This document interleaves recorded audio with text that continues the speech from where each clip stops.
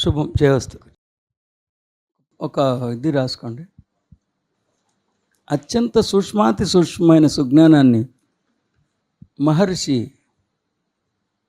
మానవాళికి ఉపదేశించే అత్యంత పవిత్రమైన ప్రవచనాన్ని ప్రవచిస్తున్నారు. మరి ముఖ్యంగా ఇంకా సృష్టి కూడా సృష్టింపబడకముందు దైవం, దివ్యత్వం లాంటివి సైతం అభివ్యక్తీకరింపబడకముందు ఉన్న స్థితి గురించి ఉపదేశిస్తున్నారు. నెక్స్ట్ పేర. మహర్షి ప్రతి శబ్దాన్ని వ్యూహాత్మకంగా లేశమాత్రం కూడా అపార్థాలు పుట్టుకురాకుండా ఉండేంతగా జాగ్రత్త తీసుకుని మరీ ప్రయోగించారు. ఎక్కడ మానవాళి ఈ జ్ఞానాన్నంతా దేహం యొక్క పోకడలుగా అపార్థం చేసుకుంటారేమో అని ఈ శ్లోకం ఎత్తుగడని సోయమాత్మ అధ్యక్షరం ఓంకారం అన్న పదప్రయోగాలతో అంకురార్పణ గావించారు. సోయమాత్మ అనగా ఆ ఈ ఆత్మ చైతన్యం అని తెలుసుకోవాలి. సహ అనగా ఆ. సందర్భోచితంగా ఆని విశ్లేషిస్తే ఏ ఓంకారమైతే దైవంగా, ఏ దైవమైతే ఆత్మగా, ఏ ఆత్మలో అయితే 4 వ్యవస్థలు వ్యవస్థీకృతమై ఉన్నాయో, ఏ ఓంకారంలో అయితే 7 దృక్కోణాలు ఉపస్థితమై ఉన్నాయో ఆ ఓంకారం గురించి అని అర్థం చేసుకోవాల్సి ఉంటుంది. నెక్స్ట్ పేర. అయం ఇన్వర్టెడ్ కమ్మ అయం. అయం అనగా ఈ. సందర్భోచితంగా ఈని విశ్లేషించాల్సి వస్తే ఇక్కడ ఇప్పుడు నీ హృదయాంతరంగంలో కొలువై ఉన్న ఆత్మ చైతన్యం అని అర్థం చేసుకోవచ్చు. వెరసి సోయమాత్మ అన్న పదప్రయోగాన్ని ఆత్మగా రూపాంతరం చెందిన ఆ ఓంకారమే, ఆ మహోన్నతమైన ఆత్మ చైతన్యమే, ఆ నీ నిజతత్వమే ప్రస్తుతం మీ హృదయంలో కొలువై ఉన్నది అని విపులంగా వివరించారు. నెక్స్ట్, ఇన్ని జాగ్రత్తలు తీసుకున్నప్పటికీ కొందరు భాష్యకర్తలు దేహం యొక్క పోకడలతో మేల్కోవడం, నిద్రపోవటం, కలలు కంటం లాంటి క్షేత్ర వికారాలతో ఓంకారాన్ని అభివర్ణించడం ఓ చారిత్రాత్మకమైన దోషం, ఘోర తప్పిదం. అత్యంత సూక్ష్మాతి సూక్ష్మమైన సుజ్ఞానాన్ని మహర్షి మానవాళికి ఉపదేశించే అత్యంత పవిత్రమైన ప్రవచనాన్ని ప్రవచిస్తున్నారు. మరి ముఖ్యంగా ఇంకా సృష్టి కూడా సృష్టింపబడక ముందు దైవం, దివ్యత్వం లాంటివి సైతం అభివ్యక్తీకరింపబడక ముందు ఉన్న స్థితి గురించి ఉపదేశిస్తున్నారు. మహర్షి ప్రతి శబ్దాన్ని వ్యూహాత్మకంగా లేసమాత్రం కూడా అపార్థాలు పుట్టుకురాకుండా ఉండేంతగా జాగ్రత్త తీసుకుని మరీ ప్రయోగించారు. ఎక్కడ మానవాళి ఈ జ్ఞానాన్నంతా దేహం యొక్క పోకడులుగా అపార్థం చేసుకుంటారని ఈ శ్లోకం ఎత్తుగడని సోయమాత్మ అధ్యక్షరం ఓంకారం అన్న పదప్రయోగాలతో అంకురార్పణ గావించారు. సోయమాత్మ అనగా ఆ ఈ ఆత్మ చైతన్యం అని తెలుసుకోవాలి. సహ అనగా ఆ. సందర్భోచితంగా ఆ ని విశ్లేషిస్తే ఏ ఓంకారమైతే దైవంగా, ఏ దైవమైతే ఆత్మగా, ఏ ఆత్మలో అయితే 4 వ్యవస్థలు వ్యవస్థీకృతమై ఉన్నాయో, ఏ ఓంకారంలో అయితే 7 దృక్కోణాలు ఉపస్థితమయ్యే ఉన్నాయో ఆ ఓంకారం గురించని అర్థం చేసుకోవాల్సి ఉంటుంది.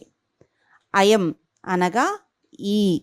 సందర్భోచితంగా ఈని విశ్లేషించాల్సి వస్తే ఇక్కడ ఇప్పుడు నీ హృదయాంతరంగంలో కొలువై ఉన్న ఆత్మ చైతన్యం అని అర్థం చేసుకోవచ్చు. వెరసి సోయమాత్మ అన్న పదప్రయోగాన్ని ఆత్మగా రూపాంతరం చెందిన ఆ ఓంకారమే, ఆ మహోన్నతమైన ఆత్మ చైతన్యమే, ఆ నీ నిజతత్వమే ప్రస్తుతం నీ హృదయంలో కొలువయ్యున్నది అని విపులంగా వివరించారు. ఇన్ని జాగ్రత్తలు తీసుకున్నప్పటికీ కొందరు భాష్యకర్తలు దేహం యొక్క పోకడలతో మేల్కొనడం, నిద్రపోవడం, కలలు కనడం లాంటి క్షేత్ర వికారాలతో ఓంకారంని అభివర్ణించటం ఓ చారిత్రాత్మకమైన దోషం, ఘోర తప్పిదం. దేహం యొక్క పోకడలతో కొట్టేయచ్చు. శత్రు వికారాలు అన్నాం కదా, నిద్రపోవటం లేకపోవటం లాంటి శత్రు వికారాలు అన్నాం కాబట్టి దేహం యొక్క పోకడలతో అక్కల. So that's it. Clap for her. Yes. చూద్దాం మరి. వారేమో అకార ఉకార మకారాల కలయికని వాళ్ళు ఏమన్నారో నేను చెప్పా కదా. మనం ఏం రాసామో నెక్స్ట్ 9వ శ్లోకంకి వెళ్ళి నేర్చుకునే ప్రయత్నాన్ని గావిద్దాం. ఈ లోపల ఏమన్నా క్వశ్చన్స్ ఉంటే అడగండి. ధారణ చేసినప్పుడు శాస్త్రీయత అర్థం చేసుకోమన్నారు కదా సార్. శాస్త్రీయత వైరాగ్యం ప్రధానం అవ్వాలని చెప్పారు కదా సార్. ధారణ చేసినప్పుడు మళ్ళీ పరిశోధనాత్మకంగా చూడకూడదు అన్నారు కదా సార్. పరిశోధన శాస్త్రీయత అన్నది ఆ బార్డర్ అది ఎక్కడో కొంచెం క్లారిటీ ఇస్తాను. నేను అది ఎప్పుడు చెప్పానంటే, అతను అడిగింది ఏంటంటే, మీరు పరిశోధనాత్మకంగా చూడొద్దు అని అన్నారు. అంతకుముందు ఒకసారి ధారణ చేస్తున్నప్పుడు దాని వెనుకున్న శాస్త్రీయతను తెలుసుకోండి. వైరాగ్య భావన కలిగి ఉంటే ధారణ బాగా కుదురుతుందని చెప్పారు. మీరే పరిశోధనాత్మకంగా చూడొద్దన్నారు, మీరే శాస్త్రీయత తెలుసుకోమన్నారు. ఈ రెండిటికి ఏమన్నా పొంతం లేదు. ఒకవేళ ఏమన్నా ఎక్కడ ఏది శాస్త్రీయత ఏది పరిశోధనాత్మకమో తెలియజేయమని అడిగాడు. ఒకసారి అది ఏ కాంటెక్స్ట్లో చెప్పాను గుర్తు తెచ్చుకోండి. నేనేం చెప్పానంటే, ఆల్రెడీ ఎప్పటి నుంచో జ్ఞానంలో ఉన్నవాళ్ళు అరగంట రోజు ధారణ చేయండి, కుదరకపోతే గంట చేయండి, గంట చేయలేకపోతే 3-4 గంటలు చేయండి, 3-4 గంటలు కూడా చేయలేకపోతే 6 గంటలు సావకాశంగా చేయండి. అది ఇంకా ఫైనల్గా అక్కడ ఏంటంటే ఇంకా హ్యూమన్ బీయింగ్ అనే బాడీ ఉంటుంది తప్ప, ఫామ్ ఉంటుంది తప్పితే ఫుల్గా డివినిటీ మేనిఫెస్టేషన్ అయిపోవాలి, బ్రహ్మభూతముగా మారిపోవాలి. ఆల్ ది న్యూరాన్స్ ఆధ్యాత్మిక జ్ఞానాన్ని అభివ్యక్తీకరించడం కోసం సృష్టింపబడిన మస్తిష్క కణజాలాలన్నీ ఇక అవన్నీ ఉత్తేజితం అవ్వాలి.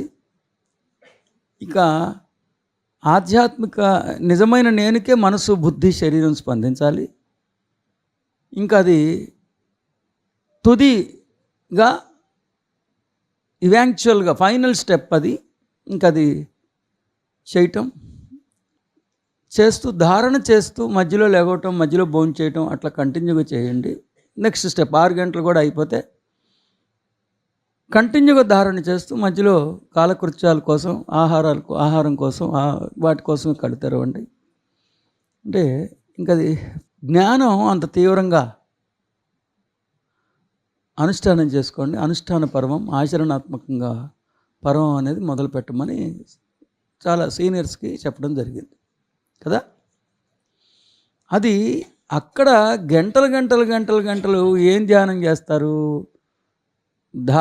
చేసిన దాన్ని నమ్ముతున్నప్పుడు చేయగలరు మీరు. ధారణ చేస్తున్న దాన్ని చేస్తున్న దాన్ని నమ్ముతున్న దాన్ని చేస్తున్నప్పుడు త్రికరణ శుద్ధిగా ఎప్పుడు చేయగలరు అంటే దాని వెనుకున్న శాస్త్రీయత తెలిసినప్పుడు. ఆ పదం తెలియటం వేరు, దాని వెనుకున్న సైన్స్ తెలిసినప్పుడు అది ధారణ బాగా కుదురుతుంది. ఎన్ని గంటలు చేసామన్న దానికన్నా దాని వెనుకున్న శాస్త్రీయత తెలిసినప్పుడు దాని మీద మీ మీ మీ మీ మేధో సంపద అంగీకరిస్తుంది. దాని వెనుకున్న శాస్త్రీయత తెలిసినప్పుడు మీ మేధో సంపద అంగీకరించకుండా, మీ రేషనలైజ్డ్ థింకింగ్ ప్యాటర్న్ చెప్పకుండా ఒకవేళ చేసినా సరే ఉపయోగం లేదు. దాని వెనుకున్న శాస్త్రీయత తెలుసుకుని మీ మేధస్సుతో అవుననిపించుకుని అంగీకరింపజేసుకుని ఆమోద ముద్రేసి చేయండి. ఇక్కడ వైరాగ్య భావన కూడా విశేషంగా దోహదపడుతుంది. వైరాగ్య భావన అంటే విరక్తి భావన కాదు. వైరాగ్యం అంటే దేనికి ఎంత ప్రాధాన్యతనివ్వాలో అంత ప్రాధాన్యతనివ్వగలిగే ఒక మేధో సంపదని వైరాగ్యం అంటారు. వైరాగ్యం అంటే విరక్తిని అపార్థం చేసుకున్నారు. అంటే 2 నేనులు పరిచయం అయిన తర్వాత ఒక నేను శాశ్వతంగా, అనంతంగా, అపరిమితంగా ఈ ఓంకారం దైవంగా మారి దైవ ఆత్మగా మారి ఆ నేను ఒకటి, ఇంకోటి పలానా అమ్మా నాన్నకి పలానా హాస్పిటల్లో పుట్టి పలానా జబ్బులు, పలానా షుగర్లు, పలానా బీపీలు, పలానా అప్పులు, చివరికి గొయ్యి తవ్వి పాతేసే నేను ఒకటి, లేకపోతే కాల్ చేసే నేను. రెండిట్లో మీ ఇష్టం. ఈ రెండు నేనులతో పోలిస్తే ఈ జన్మంతా ఈ రెండో నేనుకే నేను కొన్నాళ్ళు పుట్టి కొన్నాళ్ళు పెరిగి కొన్నాళ్ళు సాగి తర్వాత సచ్చే నేనుకే ఇస్తున్నాను. ఇంత జ్ఞానం అరుదైన వారిలో నాకు వచ్చింది కదా, మరి ఆ నిజమైన నేను కోసం సమయాన్ని, శక్తిని, ధారణని నేను అంకితం చేయాలి కదా అన్న మనోజ్ఞతని వైరాగ్యం అంటారు. అన్న వైరాగ్యం. ఎందుకంటే దేనికి ఎంత ప్రాధాన్యతనివ్వాలి అంటే ఇక్కడ భౌతికమైన విషయాలకి అసలు ప్రాధాన్యత లేకుండా ఉండకూడదు. దానికి ఇవ్వాల్సిన నామమాత్రం ప్రాధాన్యత దానికి ఇవ్వాలి. ప్రథమ ప్రాధాన్యత మన ఆధ్యాత్మికతకి, నిజమైన నేనుకి ఇవ్వటాన్ని వైరాగ్యం అంటారు. ఈ కలిగి ఉంటే ధారణ ఇంకా చాలా మహోన్నతంగా కుదురుతుందని నేను చెప్పడం జరిగింది. ఇక్కడ ఓంకారం గురించి చెప్పినప్పుడు దీన్ని నేర్చుకునే అంశం తప్ప పరిశోధనాత్మకం కాదు. చాలా శాస్త్రీయత చెప్పారు దీనికి. ఎంత శాస్త్రీయత! అన్ని గ్రంథాలతో కంపేర్ చేసి చెప్పి అక్కడ రీజనింగ్స్ ఉండవు. ఇంత నిగూఢమైన సృష్టి యొక్క ఆవిర్భావ రహస్యం చెప్తుంటే ఆల్రెడీ ఇంత సైన్స్ కేవలం శూన్యమని ఈ మాండుక్యోపనిషత్తు శాస్త్ర ప్రమాణం ఇన్ని దొరికిన తర్వాత శూన్యం కన్నా ముందేమై ఉంటుంది, శూన్యం కన్నా దీనికన్నా ముందేమై ఉంటుంది అనేది అది పరిశోధనాత్మకం కాదు, నేర్చుకునేది. ఇది ఇక్కడ ఇన్వెస్టిగేటివ్ మోడ్ ఆపండి. ఈ ఒక్క స్పెసిఫిక్గా దీనికి చెప్తే దాన్ని మొత్తం అన్నిటికీ అప్లై చేసుకోవటం కన్నా దురదృష్టకరం ప్రపంచంలో ఏమైనా ఉందా? ఈ ఒక్క స్పెసిఫిక్గా ఈ అంశం గురించి బుజ్జమ్మ నేను చెప్పింది. ఓంకారం పర్సనాలిటీ అటాక్. అది ఇంకా డిక్ చేయడానికి ట్రై చేస్తుంది. ఆ డిక్ చేయడం డిసీవ్ చేయటం నానా బుజ్జి, దీనికి నేను వద్దన్నా కానీ అసలు శాస్త్రీయత వద్దనంటే ఇప్పుడు ఇన్ని రోజులు చెప్పడం ఎందుకు? ఈ అంశానికి చాలు. ఈ అంశానికి, ఓంకారం అన్న అంశానికి, శూన్యం అన్న అంశానికి ఇంకంతకన్నా డిక్ చేసుకోవద్దు. అది ట్రిక్ ఆఫ్ పర్సనాలిటీ. ఇంక కేవలం శూన్యం మాత్రమే, శూన్యం కన్నా ముందు ఉందంటే అప్పుడు ఏమైందంటే దానికి అంతమే ఉంటుంది. శూన్యం కన్నా ముందు శూన్యం ఉన్నదన్నాం అనుకో, ఆ శూన్యం కన్నా ముందు ఏమున్నదంటే ఏముంటే ఇంత డీటెయిల్డ్గా, ఇంత విపులంగా, వివరణాత్మకంగా మనం ఎప్పటి నుంచో చెప్తున్న ఓంకారానికి వాళ్ళు చక్కగా శాస్త్ర ప్రమాణం దొరికింది. దీనికి ఇంతకన్నా ఇన్వెస్టిగేటివ్ మోడ్కి వెళ్ళొద్దు, అది మీ ఎదుగుదలకి మంచిది కాదని స్పెసిఫిక్గా నేను దీని గురించి చెప్పా. కానీ ఇంకా దేని గురించి శాస్త్రీయత తెలుసుకోవద్దని నేను అనలా. దీని గురించి కూడా తెలుసుకున్న శాస్త్రీయత చాలా అద్భుతమైన శాస్త్రీయత, ఇంకా ఫర్దర్గా డిక్ చేసుకోవద్దు అని చెప్పా Bujjamma. When I have specifically taught you that in the focus, when you know the science behind the concept, the focus will be, the degree of concentration, the degree of focus will be on a higher scale. Yes, but స్పెసిఫిక్గా దీన్ని ఓంకారాన్ని ఇంకంతగా Dick చేయొద్దని చెప్పాను నాన్న బంగారం. ఈ రెండు ఒకదానికొకటి సమ్మిళితం చేసుకోవద్దు, ఓకేనా? దీన్ని ఇంతకన్నా ప్రోబ్ చేయదు, ఇంతకన్నా డిక్ చేయదు. ఇంతకన్నా దీన్ని చేసుకుంటే క్వశ్చన్స్ మాత్రమే మిగులుతాయి. సైంటిఫిక్ రీజనింగ్ ఉంది దీనికి. దాని వెనుకున్న శాస్త్రీయతను మనం అర్థం చేసుకున్నాం కాబట్టే మనకు ఓం అన్నప్పుడు మనకు కుదిరిన ధారణ ఇంకెవరికి కుదరట్లా. ఎందుకంటే ఆ శబ్దాన్ని ఉచ్చరిస్తుంటే మిగతా వాళ్ళందరూ అకార ఉకార మకారాల కలయిక ఓం అని మొదలు పెడుతున్నారు. శరీరం పడుకోవడం, శరీరం మేల్కోవడం, శరీరం నిద్రపోవడం, ప్రతి దాంట్లో ఓంకారం ఉంటుంది. కానీ ఇంత విపులంగా లేకపోయినా 17వ అధ్యాయం 23వ శ్లోకంలో సాక్షాత్ శ్రీకృష్ణుడే భగవంతుడికి 3 పేర్లు ఉంటాయి. దాంట్లో మొట్టమొదటి పేరు ఓంకారం అని చెప్తే దేహంతో పోలుస్తుంటే అక్కడ రీజనింగ్ ఉండదు. దీనికి ఈ రీజనింగ్ చాలు, ఇంతకన్నా అక్కర్లేదని చెప్పాను అన్న. అంతేగాని చెప్పింది చెప్పినట్టుగా వినమని ఎప్పుడు నేను అన్న కాంటెక్స్ట్ ఏంటంటే, ముందు ఒక మహోన్నతమైన గురువు, ఇతడు గురువు అని నువ్వు కన్విన్స్ అయిన తర్వాత, ఏంటి ఇతడు నా గురువరేణ్యుడు, నా ఆధ్యాత్మిక లక్ష్యాన్ని నన్ను పుట్టినింటికి చేర్చగలిగే సమర్థుడు ఇతడని ఎంచుకున్న తర్వాత కొన్ని అంశాలు అతను ప్రబోధించినప్పుడు మొట్టమొదట నీకు అర్థం కాకపోవచ్చు, అర్థం కాలేదు కదా అని ముందే తిరస్కరించొద్దు.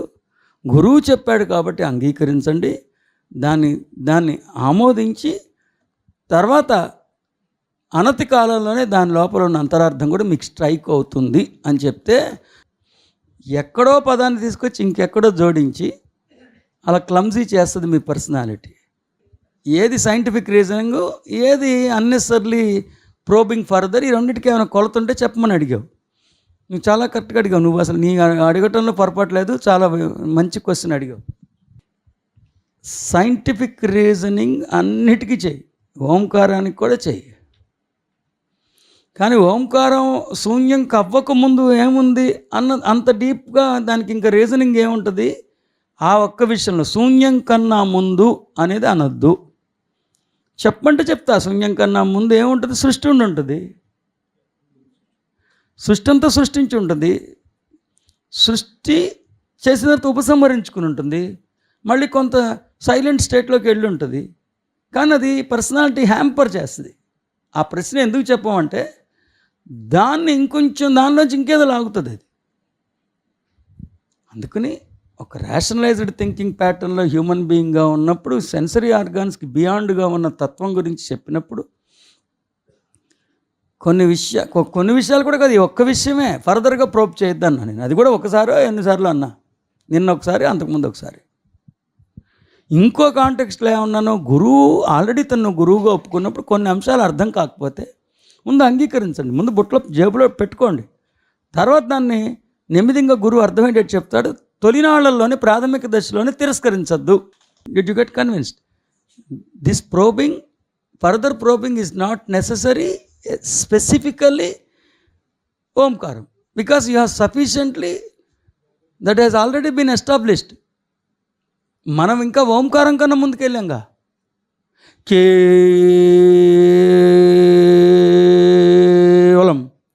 శూన్యం మాత్రమే విరాజిల్లుతున్న తొలినాళ్లలో ఒకానొక శుభముహూర్తాన్న మహాశూన్యం స్వయంభూగా తనంతట తానుగానే స్పృహలోకి వచ్చి అక్కడి నుంచి చెప్పా. స్వయంభూగా స్పృహలోకి వచ్చిన శూన్యాన్ని ఆధ్యాత్మిక పరిభాషలో ఋషి సాంప్రదాయం స్వయంగా గుర్తించింది. స్వయం అంటే అదే ఖుదా, అప్నే ఆప్, స్వయంగా విరాజిల్లుతున్న ఆ తరుణంలో స్వయం అంతరంగంలోంచి ప్రేమన్న ఒక ప్రియ భావన, ఒక మధుర భావన పుట్టుకొచ్చింది. ప్రేమ అంటే తన విలువని తననే తెలుసుకోమని తన అంతరంగంలోంచి పుట్టుకొచ్చే ఒక మధురమైన ప్రేరణ. అంతర్ముఖీనమైన దృక్పథానికి అంతరంగం నుండి వచ్చిన తొలి ఆహ్వాన పత్రిక ప్రేమ. ఆ ప్రేమకు ప్రేరేపింపబడి ఆ స్వయం తన విలువని తాను తెలుసుకోవటానికి అంతర్ముఖమవ్వన ఆరంభించింది. ప్రేమకు ప్రేరేపింపబడి స్వయం తన విలువని తాను తెలుసుకోవటానికి అంతర్ముఖమవ్వన ఆరంభించిన ఆ స్థితియే ప్రణవం, అదే ఓంకారము, అదే హిరణ్య గర్భాలయము అని ఓంకారం కన్నా ముందు నుంచి చెప్తే, అందుకని ఏ కాంటెక్స్ట్లో ఏం చెప్తే ఎలా అన్వయించుకోవాలి. టికెట్ పారేసే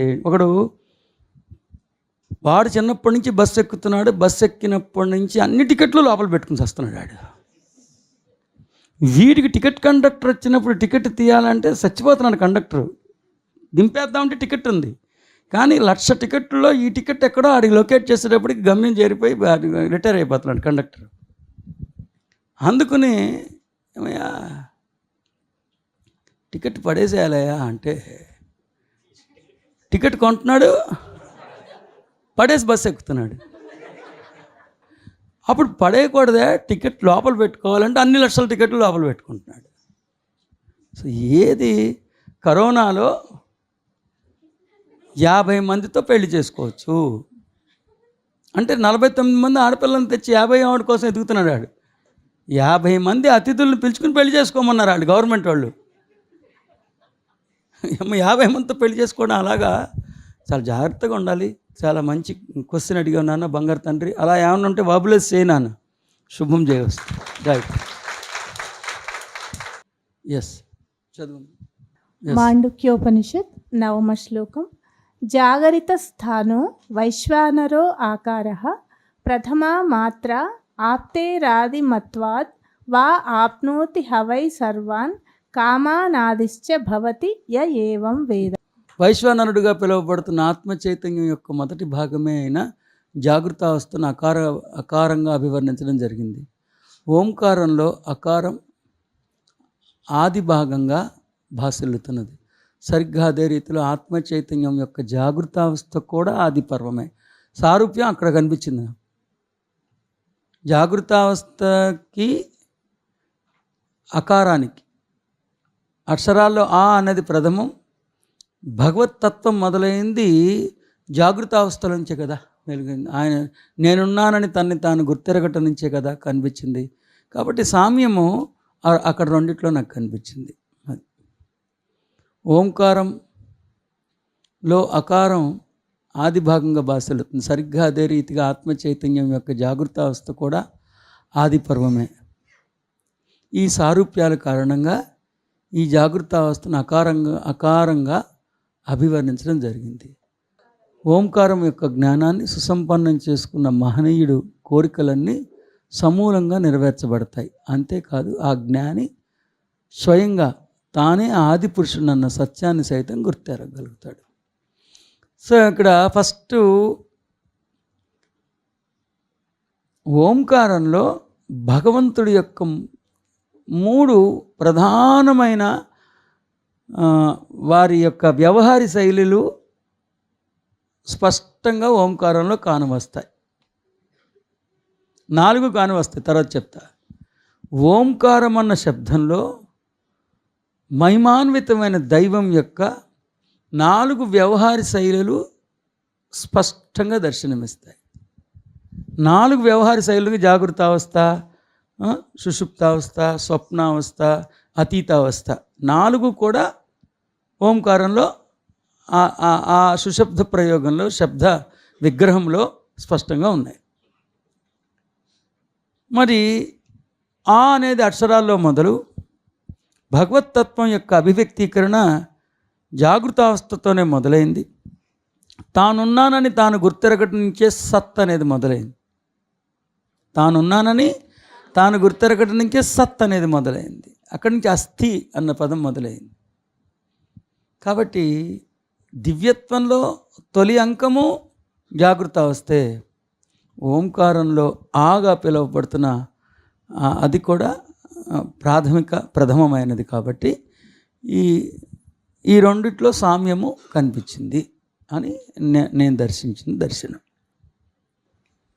వారి అభిప్రాయం ఏంటంటే, ఇతపూర్వం భాష్యం చెప్పిన భాష్యకర్తలు ఓంకారంలోని ఈ నిర్దిష్టమైన విభాగం తెలుసుకున్నవాడికి ఒక రకమైన ఫలశ్రుతి, రెండో నిర్దిష్టమైన తెలుసుకున్నవాడికి ఇంకో రకమైన ఫలశ్రుతి, మూడో తెలుసుకున్నవాడికి ఇంకో రకమైన ఫలశ్రుతి అని దాన్ని ముక్కల కింద చీలిస్తే నేను అదేంటి అట్లా ఉంటుంది, ఇది తెలుసుకున్నవాడికి ఒకటి, ఇది తెలుసుకున్నవాడికి ఒకటి, ఇది తెలుసుకున్నవాడికి ఒకటి కాదు అని దాన్ని మార్చి రాశాను నేను. 10వ శ్లోకానికి అది 10 ఉంది. 10 భావం. ఓంకార మంత్రము యొక్క 2వ భాగమైన ఓకారం స్వప్నావస్థను ఆధారంగా చేసుకున్న తైజసుడు. ఎందుకంటే శ్రేష్టత్వం చేత, రెండింటి సంబంధం చేత రెండూ సమానంగా ఉన్నవి. ఈ విధంగా తెలుసుకున్నవాడు నిశ్చయంగా జ్ఞానాన్ని పెంపొందించుకుంటాడు.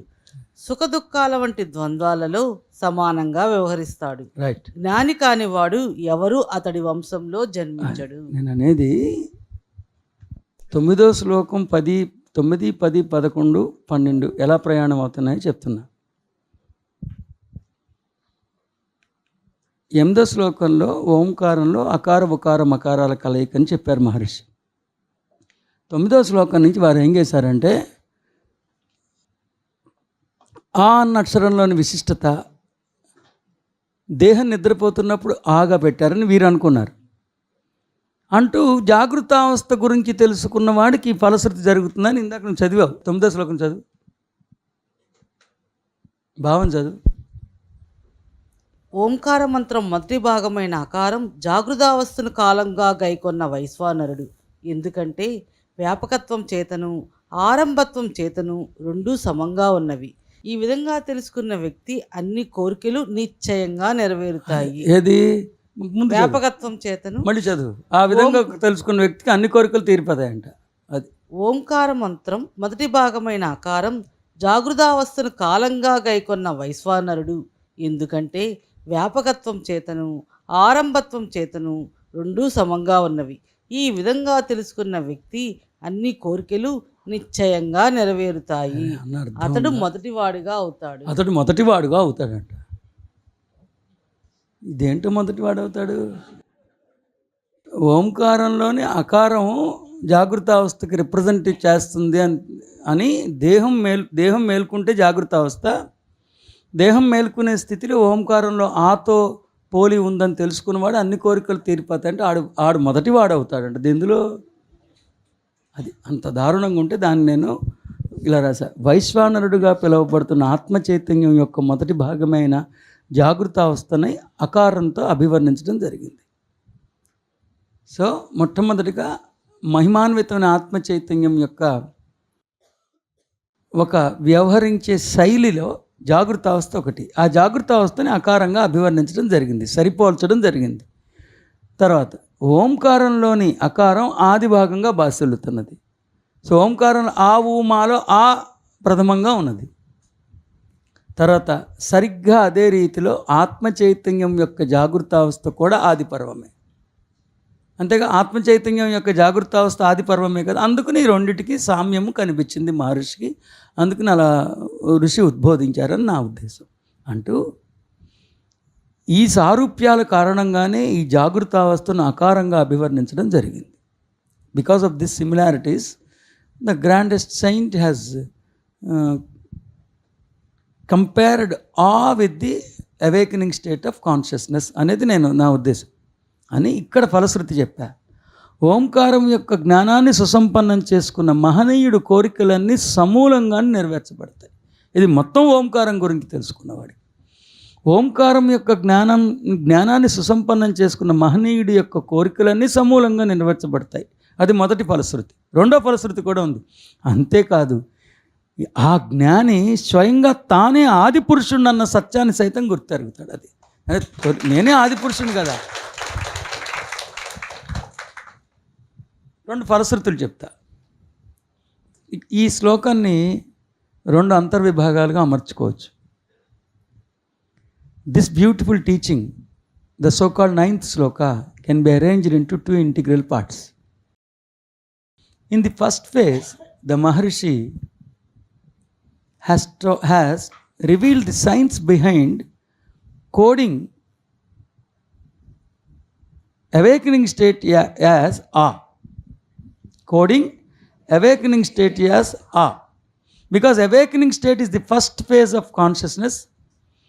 A is the first of alphabeticals. So they both are similar to each other. That is why they have coded it like that. మీరు కోడింగ్ చేస్తారు కదా, they have coded it like that. అక్కడికి అయిపోయింది. In the second phase,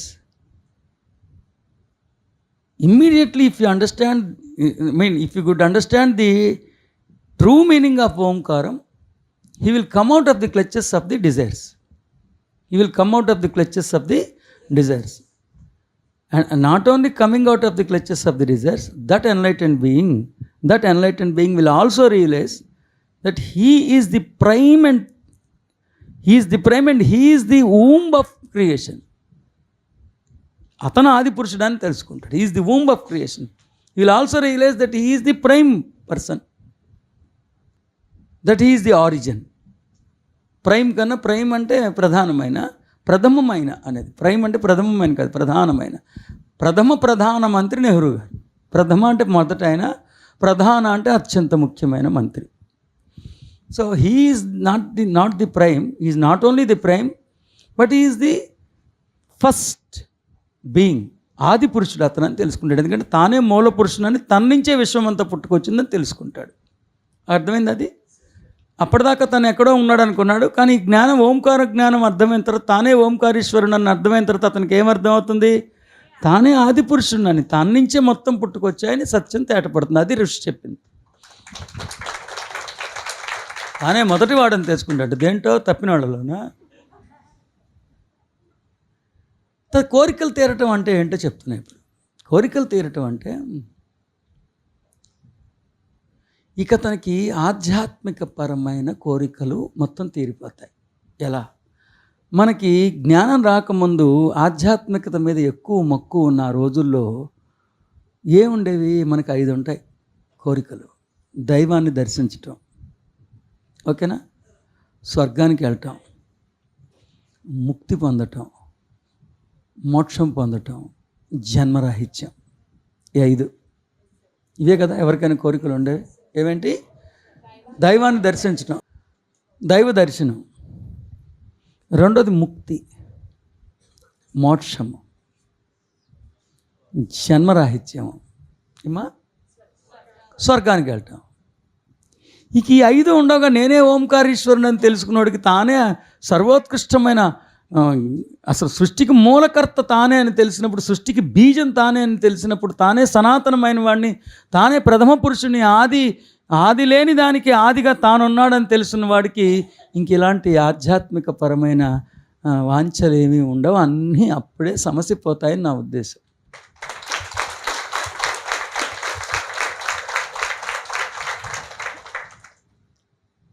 ఒకడు కార్పొరేటర్గా పోటీ చేద్దామని ఎప్పటి నుంచో కోరికాడికి, కార్పొరేటర్ అవ్వాలని తీవ్రంగా కోరిక. 2-3 నచ్చి కూడా చేశాడు, ఆడికి అడ్డొస్తాడని. తర్వాత వాడికి విషయం తెలిసింది. ఏమనంటే ఈడు ప్రైమ్ మినిస్టర్ అని. పాకిస్తాన్ అటాక్ చేస్తుంటే కొన్ని ప్రత్యేకమైన కారణాల వలన వీడు అండర్ గ్రౌండ్లోకి వచ్చేసేసి అతి సామాన్యుడిగా ఉంటున్నాడని ఆ థ్రెట్ వెళ్ళిపోయింది. ఆ మినిస్ట్రీ అంతా వచ్చేసేసి మళ్ళీ ఆఫీస్ ఆక్యుపై చేసుకోమని. When he has realised that he is the prime minister, he still whether he will be having the tendency of being elected as a corporator or what.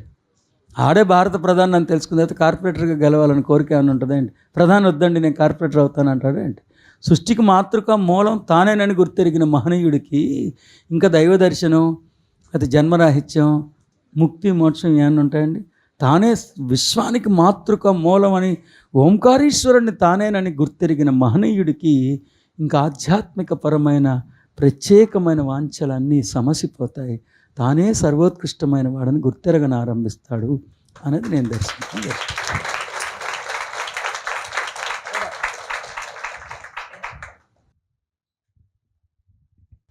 జాగృతి స్థానం జాగృతావస్థను వైశ్వానరః వైశ్వానరుడు, అకారః అకారం, ప్రథమా మాత్ర మొదటి భాగం, ఆప్తేరాది మత్వాద్ ఆరంభత్వం వలన, యహ ఎవరు, ఏవం ఈ జ్ఞానాన్ని, వేద తెలుసుకుంటాడో, సహ అతనికి, హ వై నిశ్చయంగా, సర్వాన్ అన్ని, కామాన్ కోరికలు, ఆప్నోతి నెరవేరుతాయి, వా ఇంకా, ఆదిహ చ మొదటివాడిగా, భవతి అవుతాడు. ఇది కొన్ని కామన్ సెన్స్తో మనం తెలుసుకోవాలి. నేను చెప్పానే, జడ్జి గారు వాళ్ళ ఆవిడ రాత్రి కొట్టిందండి, వాచిపోయింది కూడా ఇక్కడ. ఆడు మొన్నటి తీర్పు ఇచ్చాడు. ఏమనిచ్చాడు తీర్పు? ఇతను చేసిన నేరం ఏమీ ప్రూవ్ అవ్వలేదు, ఎక్కడా సాక్ష్యాలు కానరావట్లేదు, ఇతడు చంపాడంటానికి ఎక్కడా అసలు ఆనవాళ్ళు లేవు, నేను ఇతడు తప్పు చేయనట్లుగానే భావిస్తున్నాను అని అంటున్నప్పుడు వాళ్ళ ఆవిడ కొట్టింది గుర్తొచ్చింది. ఊరి తీసేయండి అన్నాడు.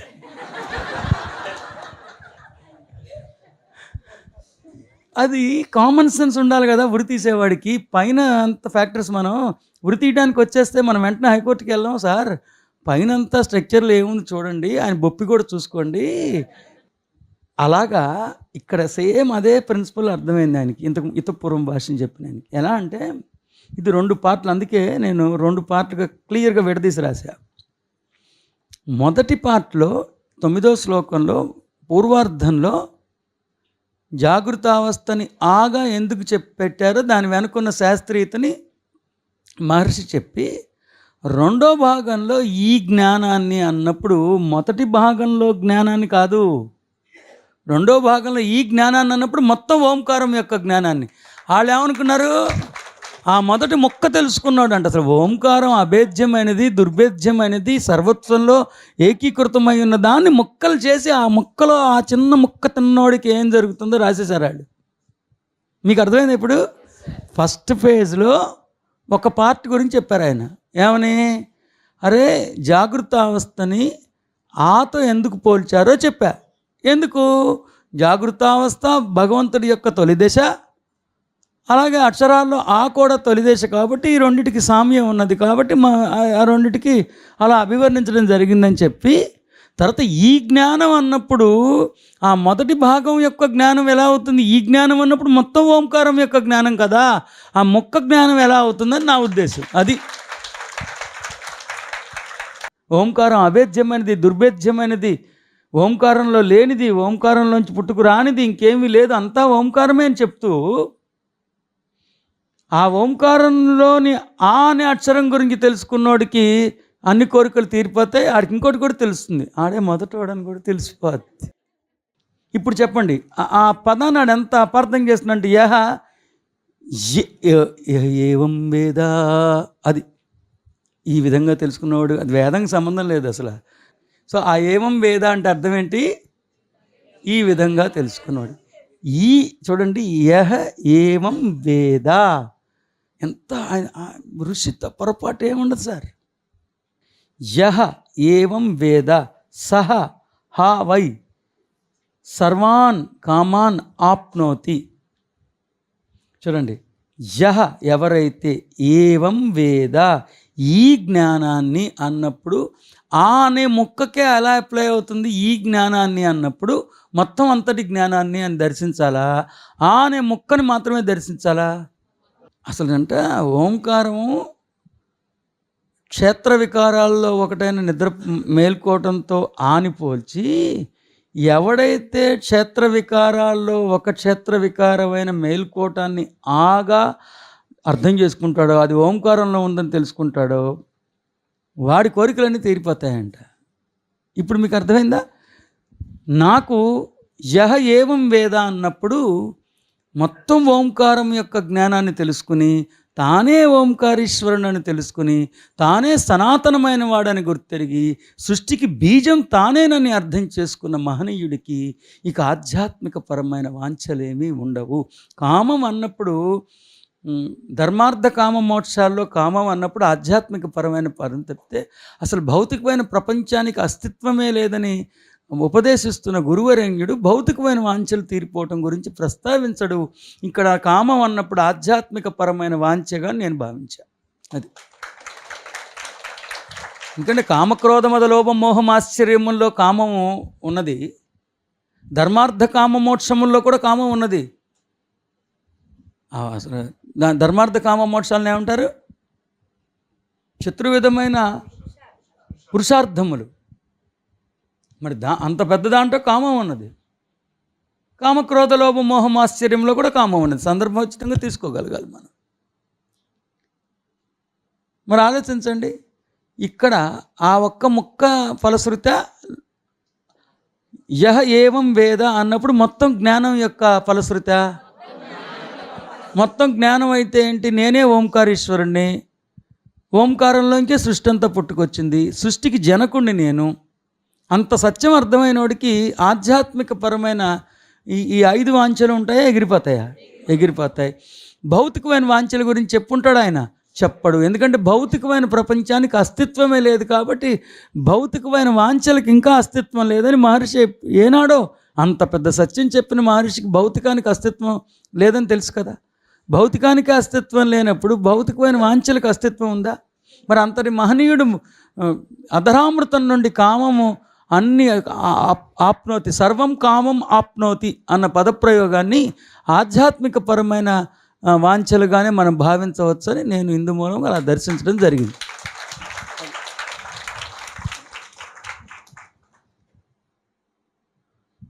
దానికి ఏం రాసామో ఒకసారి. ఇప్పుడు మహర్షులు అంటే చాలా కోపం. ఇప్పుడు చిన్న పిల్లలకి, అలాంటి పిల్లలకి మహర్షి అనగానే కోపంగా ఉంటాడు, శాపం పెడతాడు, చొక్కా వేసుకోడు, షేవ్ చేసుకోడు, ఉత్తుపుణ్యాన్ని నీళ్ళు వేసి మొహాన్ని కొట్టి శాపం పెడతాడు. అది ఎంత దురదృష్టం సార్. ప్రతి తల్లిదండ్రి తమ పిల్లలకి మహర్షి అంటే చాలా విలువైన వాడు, అతడికి లేశమాత్రం కూడా కోపోద్రేకాలు రావు, అతను శాపం పెట్టేవాడు కాదు, శాపం నుంచి విముక్తి చేసేవాడు, అతడు మహర్షి. అతడు వాడు ఉపదేశించిన జ్ఞానాన్ని నేర్చుకుంటూ వాళ్ళ పట్ల అలాంటి ఉండకూడని భావం, చులకనైన భావం ఉంటే ఏమన్నా ఎక్కుతుందా సార్? సూర్యుడిని వ్యతిరేకిస్తూ సూర్యకిరణాలను ఆస్వాదించడం సాధ్యమవుతుందా సార్? చంద్రుడిని అసహించుకుంటూ చంద్రికను ప్రేమించడం సాధ్యమవుతుందా సార్? చంద్రిక అంటే ఏంటి? చంద్రకిరణాలు, వెన్నెల. చంద్రుడిని వ్యతిరేకిస్తూ చంద్రికను ప్రేమించడం ఎలా సాధ్యం కాదో, సూర్యుడిని వ్యతిరేకిస్తూ అరుణోదయ కాంతి కిరణాలను ఆస్వాదించడం ఎంత పద్ధతి కాదో, అసలు గురువరేణ్యులు మహర్షులు ఉపదేశించిన వేదాలు ఉపనిషత్తులు ఇంత సంపదని మనం క్లెయిమ్ చేసుకుంటూ మహర్షి పట్ల ఉండకూడని అభిప్రాయం కేవలం చలనచిత్రాల్లో చూసి ఏర్పరచుకోవటం కన్నా దురదృష్టకరం. ప్రతి తల్లిదండ్రులు సనాతన సాంప్రదాయంలో మహర్షి యొక్క విలువ ప్రథమంగా తెలియజేయాలి. మహర్షి అంటే అందుకే నేను చాలా విపులంగా చెప్పా. ఏమని? శిఖరం ఎంత ఎత్తుగా ఉంటుందో మహర్షి యొక్క జ్ఞానం అంత ఎత్తుగా ఉంటుంది, అంత టవరింగ్గా ఉంటుంది. సముద్రం ఎంత లోతుగా ఉంటుందో మహర్షి యొక్క ప్రేమ అంత లోతుగా ఉంటుంది. సముద్రం ఎంత విస్తారంగా ఉంటుందో మహర్షి యొక్క ప్రజ్ఞ అంత విస్తారంగా ఉంటుంది. శిఖరతుల్యమైన జ్ఞానము, సముద్ర గర్భమంత ప్రేమ, సముద్ర విస్తారణమంత ప్రజ్ఞ, ప్రేమ, జ్ఞానము, ఈ మూడిటి సంఘాత స్వరూపమే మహర్షి. అతనికి ఎక్కడా లేచి మాత్రం కూడా కోపం రాదు. అది మీకు ఎలా తెలుసండి అంటే, విశ్వామిత్రుడిది మనకి వశిష్ఠుడికి జరిగిన తతంగం తెలిసినప్పుడు విశ్వామిత్రుడు ఎన్ని ప్రయత్నాలు చేస్తాడు వశిష్ఠుడికి కోపం రావాలని. ఆడపిల్లలను చంపేసి 100 మందిని చంపేసి అన్నీ చేసినా సరే భోజనం చేస్తావని అడుగుతాడు అంతే వశిష్ఠుడు విశ్వామిత్రుడు. చాలా ప్రేమగా చూసుకుంటాడు.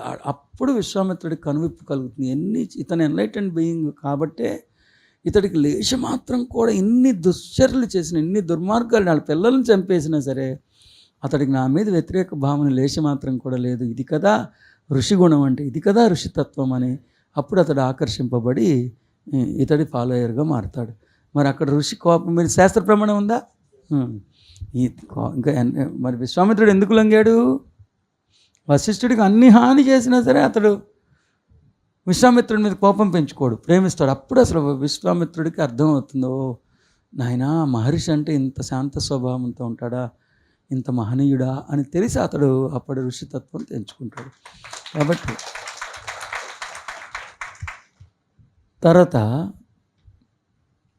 మహర్షి ఇక్కడ ఏం చెప్తున్నారంటే, ఎవరైతే ఓంకార జ్ఞానాన్ని తెలుసుకుంటారో అతడికి అన్ని వాంఛలు తీరిపోతాయి. భౌతికమైన వాంఛలకు అసలు అస్తిత్వం లేదు. కాబట్టి దాని గురించి మహర్షి ప్రస్తావించరు కదా, చాలా జాగ్రత్తగా. కానీ ఇతను పాపం రాసినోడు ఏమనుకున్నాడు, ఈ మొదటి ముక్క ఆ గురించి చెప్పాడు కాబట్టి మొత్తం జ్ఞానం అని అనుకోకుండా ఈ ముక్కని తీసుకున్నాడు. ఇక అదే అందరికి అదే స్ట్రైక్ అయిపోతూ వచ్చింది. దానిలోంచి బయటపడడానికి నాకు ఎంత టైం పట్టిందో తెలుసా? ఇప్పుడు నేను ఆవిష్కరించింది చెప్తే మీకు ఇలా ఉంది కదా. సో ఫస్ట్ ఏవం వేద అన్నప్పుడు మొత్తం ఈ జ్ఞానాన్ని అని మీరు అర్థం చేసుకోండి, ఓకేనా? తర్వాత ఈ మాండుక్యోపనిషత్తు యొక్క లబ్ధి పూర్తి స్థాయిలో మీరు పొందాలంటే నా మాతృక, నా మూలం ఓంకారం, నా నిజస్వరూపం ఓంకారం, నా జ్ఞాన దిగంబర స్వరూపం ఓంకారం. ఓకే, ఓంకారం కేవలం నా యొక్క మాతృక, నా యొక్క మూలం, నా మాతృగర్భాలయం మాత్రమే కాదు, నా కుటుంబ సభ్యులందరి మాతృక మూలం ఓంకారమే. ఓంకారం కేవలం నా కుటుంబం యొక్క మాతృక, మూలం, గర్భం కాదు, అన్ని కుటుంబాలకి కుటుంబంగా భాసిల్లుతున్న సమాజం యొక్క మాతృక, మూలం కూడా ఓంకారమే. సమాజంలో అంతర్భాగంగా జీవిస్తున్న వారు అందరి మాతృక, మూలం కూడా ఓంకారం. అన్ని సమాజాలకి సమాజంగా భాసిల్లుతున్న దేశానికి మాతృక, దేశవాసీయులందరికీ మాతృక, మూలం కూడా ఓంకారం. అన్ని దేశాలకి దేశంగా భాసిల్లుతున్న భూతలానికి, భూతల వాసులందరికీ, భూతల వాసులందరికీ కూడా మాతృక, మూలం ఓంకారమే. భూతలానికి భూతలంగా భాసిల్లుతున్న పాలపుంత కూడా, పాలపుంత యొక్క మాతృక మూలం కూడా ఓంకారమే. పాలపుంతలన్నిటికీ పాలపుంతగా భాసిల్లుతున్న సృష్టికి మాతృక మూలం ఓంకారం. సృష్టికి సృష్టి అన్న స్థూల ధర్మాన్ని ప్రసాదించిన ప్రకృతి అంటే శక్తికి కూడా మూలధర్మం మాతృక ఓంకారమే. శక్తికి మాతృకగా నిలిచిన ప్రకృతికి కూడా మాతృక మూలం ఓంకారమే.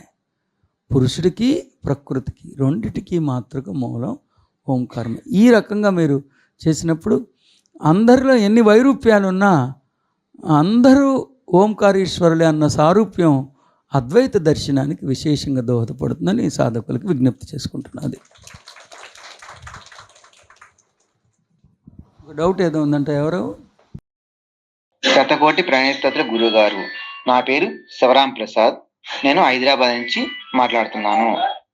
మీ జ్ఞానం మీరు చెప్పిన జ్ఞానం నుంచి నాకు అర్థమైనది ఏమిటంటే యావత్ సృష్టి నా నుంచే ఉద్భవించింది. ఈవెన్ శ్రీరాముడు, శ్రీకృష్ణుడు, శ్రీ మహావిష్ణువు, ఇతర దేవదేవుళ్ళు యావత్ సృష్టి నా నుంచి ఉద్భవించిందని నేను అనుకుంటున్నాను గురుగారు. ఇది నిజమా కాదా? కొంచెం క్లియర్గా ఎక్స్ప్లెయిన్ చేయండి గురుగారు. ప్రాంతస్మి తండ్రి. ఇక్కడ అతను అడిగిన క్వశ్చన్ ముందు రిపీట్ చేస్తున్నా.